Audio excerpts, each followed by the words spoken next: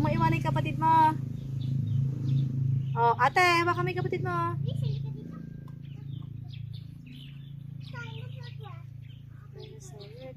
Teka, iyak kan si Mariel pag niyaya ka umuwi. Iyak ka ate pag uwi na tayo. Nag-enjoy naman na siya eh.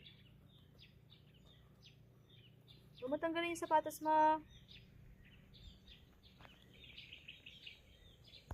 May binabalak to.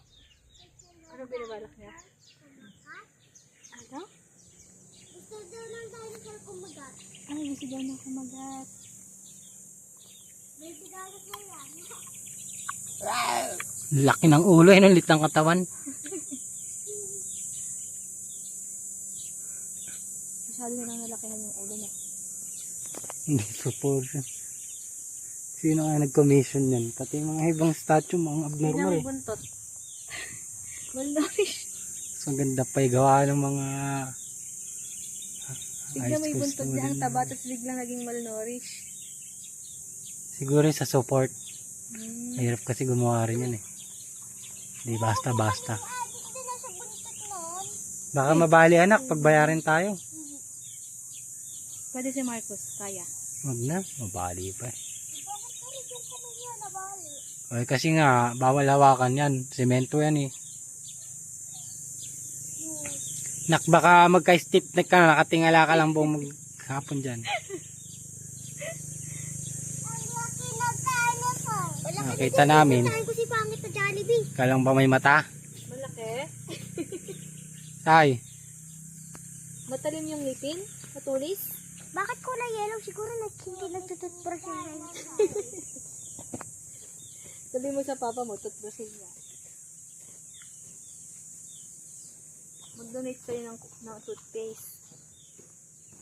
Para mag-whiten yung ngipin ng dinosaur.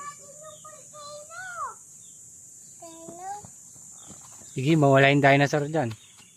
Baka tumakbo yan. Oo, pagbibinig tayo ni Marcos. Mayel! Tumakbo. Alis yan. Oo.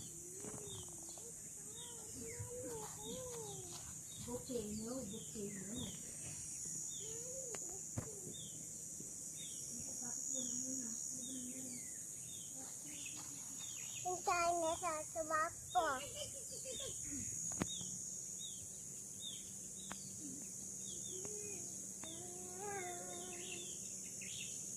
Ang laki na dinosaur.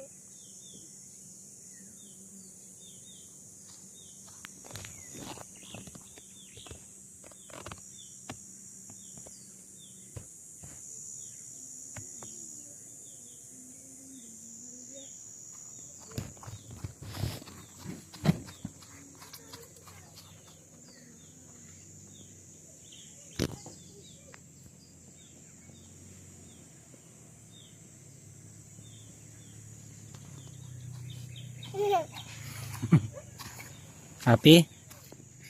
Yung dinosaur. Oh, ano yung dinosaur?